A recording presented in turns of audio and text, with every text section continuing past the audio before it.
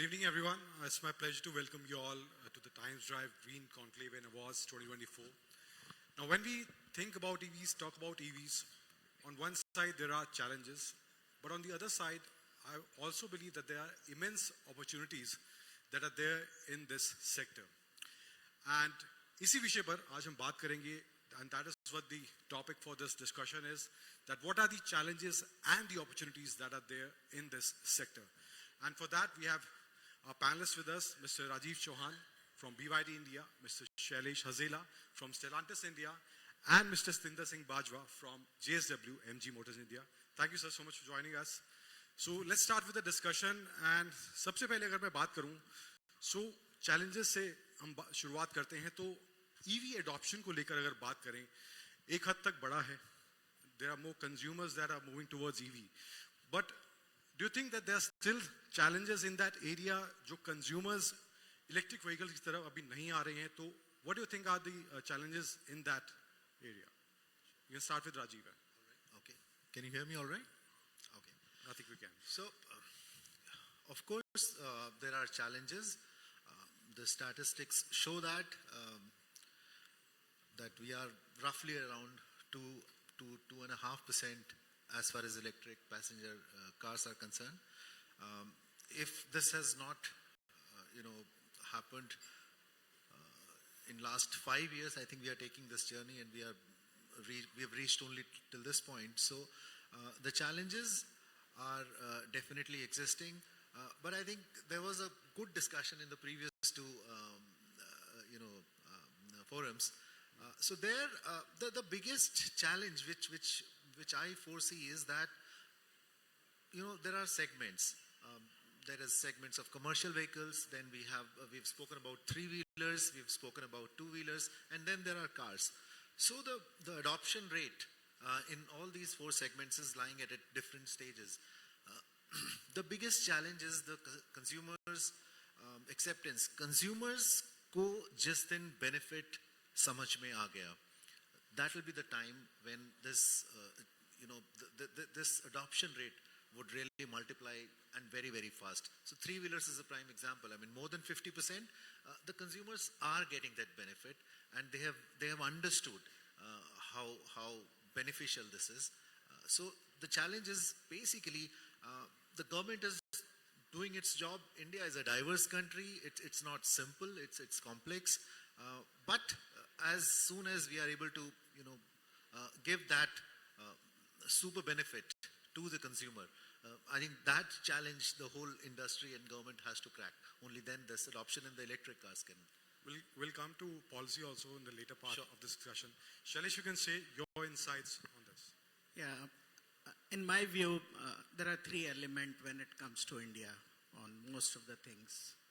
The first is it has to make sense to customer about cost of acquisition. Second is range anxiety, which is still not taken out. And earlier panel were talking about having so many chargers but unutilized, etc. So that is still a big issue, not only in India but across all. And third, when it comes to India, we are the country where we don't throw a bucket without utilizing it live. So resale value comes to the real fact. So these are the three elements which we need to work. Bring EV at a cost of ICE, so that customer is picking up. Second, range anxiety should not be there in the mind. It has to be similar to the ICE, where government policy, government encouragement, like earlier panelists said, how government can encourage, similar to petrol pump, charging stations across all the India, where range anxiety can be taken care. And obviously resale value, because 8 years, 5 years, what will happen to that battery? There are obviously very good suggestions which are there. We can use battery for energy storage, data center, etc. But it needs to come as a policy, which has to come as an encouragement for the industry to adopt quicker and customer to take that pull rather than push from all the other angles. Thank you. Satinder, if you can. Yeah, I think both the panelists have already spoken about it. So, frankly, if you ask me, I say there are 5 big challenges which are actually holding consumers from EV adoption today, especially, and I'm referring to passenger vehicles. So I think first one, as Shailesh mentioned, definitely the price parity between an ICE and electric vehicle is a cause of concern. Second, while range anxiety is there, but let me tell you one thing, range anxiety for a consumer is more in mind. Because if you look at some of the data, 80-85% of the consumers, they charge the electric vehicle at their residence. So, while it is there, but I think it's more in the mind, I would say. The third is the worry about the battery.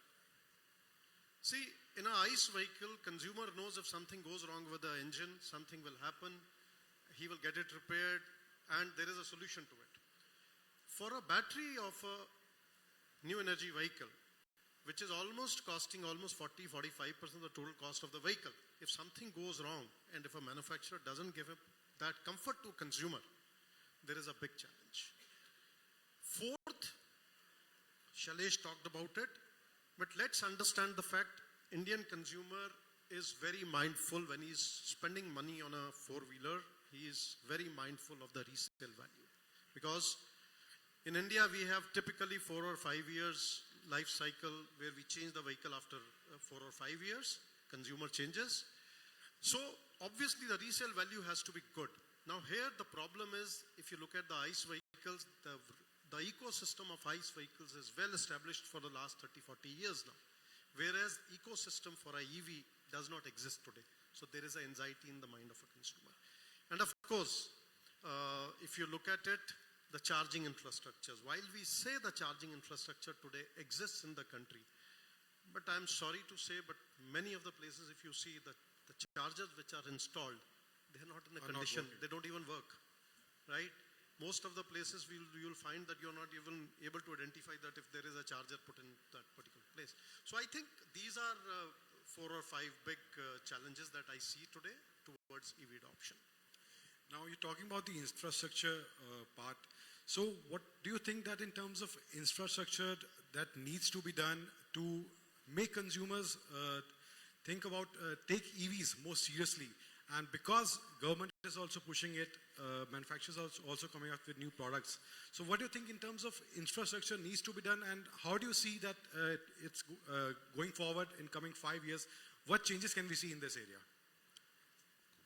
So to me, I think one of the area which is a cause of concern, especially in super metros, and these are the places where EV adoption is actually happening much faster, is the challenge where these residential societies and all are not permitting very easily the fitment of chargers. And as I said, 80-85% of people are comfortable charging their EVs at their residence. So I think there has to be some kind of, push there where customer sees this comfort. And as I think one of the earlier panel members also mentioned, that where you're going for your work, if you are able to install chargers, public locations, if you are able to install charger, that will really be helpful going forward. And I think I must commend that some of the new initiatives the government is putting in place. And I was really surprised, some of the new highways that are coming up now. At every 30-40 kilometers, there is a charging infrastructure which is coming up. So I don't think going forward next 4 or 5 years, charging infrastructure is going to be that big a problem. There are 2 reasons. One, you will have technology, you will have vehicles which will have much better range going forward. So there's a lot happening on the battery technology. Second is in terms of public partnership. A lot of people are coming forward to install charging infrastructure as well. And government is also taking a lot of initiative. Manufacturers are taking a lot of initiatives in terms of putting up these charging infrastructures. So to me, I don't think charging infrastructure 5 years down the line, what we are talking, would be a problem. It would be a much simpler thing what we see today in CNG situation. Because the range of future vehicles even today is going to be good. I think one thing which I would like to mention, and somebody talked about as manufacturers also, we have a bigger responsibility of delivering quality products to the consumer. Because somewhere the consumer also has lost confidence on the electric vehicle. And that's where it's slowing down a little bit of adoption also, because we talk of X amount of range and you get 50% of it. Then there are safety concerns with two-wheelers, especially today. I think these all things we have to get over these things over a period of time to build that confidence in a consumer. Rajeev, your take on that? Yeah, just on the charging infrastructure, I think there's a couple of things. We discuss internally, I'm sure. But what has happened over last, I would say, couple of years is that most of the electric cars which are coming in, they are on the higher side now. Earlier there used to be 35 kilowatt hour battery, 40 kilowatt hour battery, but now we have cars 60, 70, 80, 90 kilowatt. So, one thing which I find should be done a little bit quickly is the high capacity chargers in metro are required, because otherwise these cars are going to take too much time. That is one quick point. And what we've struggled, few have tried to crack it, and perhaps they are on their way to the number of charge point operators. There are so many of them, and to have this charger you need to have this application, to have this charger. So this is the easy part, I would say, compared to the investment which is required in setting up the land, taking care of the policy, and then installing and then using. If we can have a combination, if we can have one single platform to get it operated. In few other countries, they are doing it perfectly. So these are the two quick things. The car's battery capacity is increasing, so we need a little. We have, in my place where I stay, there are 10 chargers. 8 of them are AC chargers, and I struggle sometimes. So that density has to increase, and charge point operators, if the number of fast chargers needs to be increased. Number of fast chargers in metro stations, the volume or the number of cars in metro cities, high battery capacity cars are increasing. So these are the two quick things. Shailesh, your take on that? Yeah, I think in addition to infrastructure generally when world comes, we all see buildings and something which is getting built. To me, there are two important elements which need to be built. The one is technological infrastructure. Power density ratio has to go up so that weight of the battery come down. And it is more cost effective material which is to be used with value chain which is more and more. We talked about earlier panel, talked about battery. Everybody is importing the cell. We don't have lithium, we don't have nickel, we don't have cobalt. How do we integrate all that into a solution which becomes totally indigenous rather than assembling? We don't want to reduce cost just by assembling and getting the duty. So that's the first. Second important thing, maintenance. If you see today ICE vehicle, if it gets issues anywhere, you have people who can fix across India. Every nook and corner, every road. What happens to EV? When are we going to look at that skill building which is required in unskilled India? These are the important things which also need to come apart from physical infrastructure which is charging. Then only we will be self-sufficient and adoption will automatically increase because people will start seeing employment generation, people will start seeing opportunity. Now, when we talk about infrastructure development, there has to be a good policy behind it. So policy-wise, if we talk about what do you think that needs to be changed, or what do you think is working out in the current scenario? So your take on both the questions. Basically a quick point, and it was a great point made by in the earlier conversation. You put us third, and all the discussion and all the points came in number one and number two discussions. So the point which I pick up and I reiterate, the utilization of public chargers is at a dismal level. 2%, 3%, maybe 5% in some places. So, as Mr. Bajwa also said, it's not about the density. It's about the right usage and bringing people there. Many of these chargers are not working. Okay, answer to your question that what can be done, besides this, is that to really run a charger, to set up a charger is a very, very tedious task in India. So the regulations around setting up the charging business is pretty complex.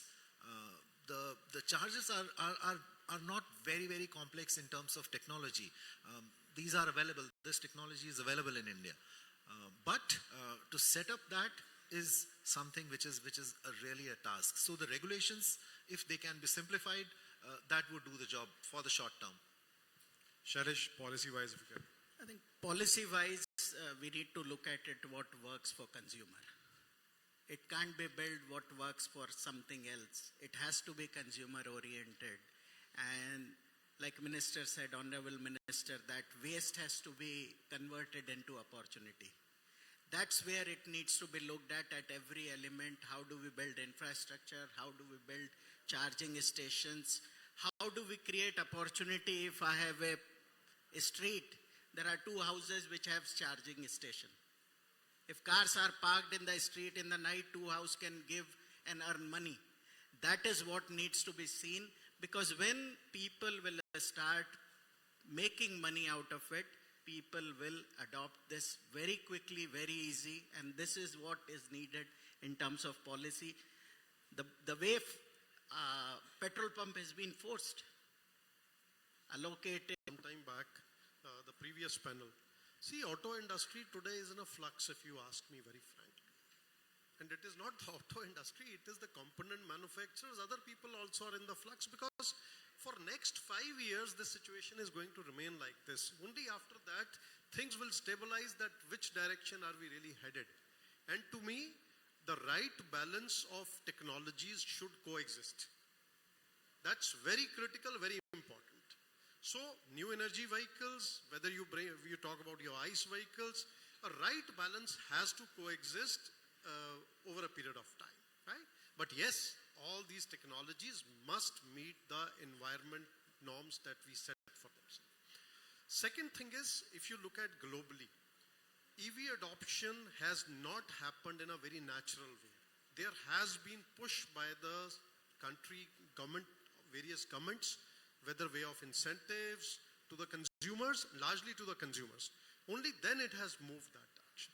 I think in India, since there is right now also there is a price parity between a ICE and a electric vehicle, and consumer does feel that difference in the price parity, I believe the state governments must come forward and be consistent, most importantly, in the policies. I think one of the dealer partners here who was representing FADA also spoke about it. I think the state governments need to give incentives for some time to ease the EV adoption, whether it is in the form of waiver of registration or road tax, because currently the adoption is if you look at penetration, it is 2.5%, not more than that. So even if it goes 5%, is not going to make that bigger difference on the state exchequer. But I think that will help the environment in a much bigger way. But what is needed is a consistency in the policy. So you decide a policy, it should not so happen that I'm giving you for next 3 months, after that it is finished. So 3 months you sell, after that 6 months you sleep after that, which is not correct. So I think there has to be consistency in the policies that the government gives. And consumer at the end of the day has to be kept in mind, more than the manufacturers. Electric vehicles की बात होती है तो recycling को लेके भी एक बहुत बड़ा चैलेंज सामने है कि बैटरी में जो कंपोनेंट्स यूज होते हैं उनका रिसाइकलिंग किस तरह से होने वाला है, क्या उसका प्रोसेस होने वाला है, एंड जब वो एक बहुत बड़े स्केल पर होगा तो वो कैसे मैनेज होगा, तो वो भी एक चैलेंज है. अभी आपको लगता है कि इस टाइम पे कि उसको एड्रेस करा जा रहा है या उसको और ज़्यादा सीरियसली लेना चाहिए इससे पहले कि वो एक बड़े स्केल पर पहुंच जाए? So what do you think you as a manufacturer individually are taking initiative in this direction? So globally, circular economy is going to stay, and that will create an opportunity for many of us in India.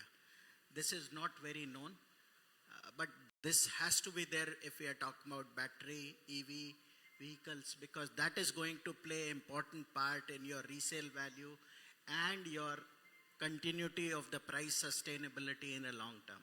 So answer is very simple, circular economy for everything till the time we get to the last ounce of metal out of it or energy out of it, I would say. Rajeev, you can share Sure. insights. Already, I think there is government is cognizant of that, and they have some basic framework already available that how should this proceed. And in last 5 years, quite a few companies have come up, sprung up, because they realize this is their business opportunity as well. So, and let's understand this also that, you know, first cycle of 7-8 years of ownership has not been completed. I mean, it would be maybe less than 20,000 cars, which would have done 5-7 years that we typically speak for a electric car, battery to really. So there are companies which are which exist in India, and there is a basic policy framed already by the government. I think it's a matter of time that this is. Do you think that the right steps are being taken in the direction? They are in place, and many private players have already come up and they are taking up this challenge. Yeah. So it's on the right direction. Satinder, if you can share. So there are players who are getting into, as Rajeev said. I just want to mention two things, and I think Rajeev mentioned about one thing earlier, and before I come to this point. You know, you spoke about, Rajeev, you talked about, getting all these guys who are providing the charging infrastructure on one platform. And I'm very happy to share with you that at JSW MG Motor India, we have a e-hub. We've created a e-hub, and we did launch it 3 months back, where we have now onboarded almost 85% of providers of electric charging on that single platform. So a consumer can download eHub and simply he can do his work, whatever he wants in terms of finding a right charger near his location on that application, number one. Number two, I think a lot of work has to be done, now coming back to your point, has to be done on creating an ecosystem for the reusability of these batteries. Because one, I think we have to look at how we can bring in a technology where the cells can be changed and you can extend the life of these batteries which are being used in the car. And after that, how you can give a second, third life to these batteries, a usage. Now, for example, I just want to quote one example that there is one startup which is working with us right now. And we have started the battery packs which we are taking out. We have started giving it to some of the places which need them right now. For example, in Uttarakhand, there are some of the schools where we are providing electricity through these, refurbished battery packs. So I think this is an area which still needs to be developed, but it's very important that ecosystem gets developed, because only then you will really see the benefit of EV adoption. So my next question is, can India position itself as a EV manufacturer hub, like we talk about China, how they are producing EVs, and also in terms of technology, how are we moving forward, and what do you think that, are we going towards the right path in terms of developing new technology, developing new infrastructure in terms of making this an EV hub? Rajeev, you can start. Of course, we have to be positive, and see, for a large scale adoption, you need scale, right? And the topic of this discussion is about opportunities. So what I'm positive that we are ending at around 4 million this year, the car sales. Just imagine, by some forecast, if this grows to around, let's say, 7-8 millions, and we touch a value of a percentage of around 20 to 25% adoption, so that translates into 1 to 1.5 million cars, electric cars. So that is giving us the scale. So as far as I see next 5 years, scale is there, and with scale, definitely you will be able to invite investments, the partners who are ready to invest come in and, make these technology locally available. So I believe it's a slow process. I'm sure any technology adoption. So we are at, that typical curve of, let's say, the early adopters are there, innovators are there, but then there is a chasm which needs to be crossed, right? So early majority will happen. It's a slow process, but the government, the industry, OEM players, and the consumer, as soon as they all three meet, line up, I think it's there. 5 years. My prediction is 5 years. We are heading towards that scale, and then it should be a large economy for us, EV cars. Shailesh, quick thoughts on that. Yeah, why not, provided we have technology and cell. These are the only two. All other component supplier have got all technology, whether it is e-motors or AC-DC charging or cables, etc. We have everything. Because we have not reached to the right level of technology in terms of battery, hence technology and cell. Satinder, quick take on that. So to me, I think I'm optimistic. It should happen over a period of time. So I'll simply give an analogy. If India can manufacture iPhones and supply to entire world, why can't we manufacture EVs and supply to the whole world? So we have, India has some of the best brains, right? Everybody's looking up to India. So I have no doubt in my mind that the India shining story will continue. It's just a matter of time, and as Rajeev said, it is just a matter of EV picking up that, going into the takeoff stage. People will invest and technologies will come. I don't think that is a challenge. I think we're running out of time. Thank you all so much for joining us at Times Drive Green Conclave and Awards. Thank you so much. Thank you.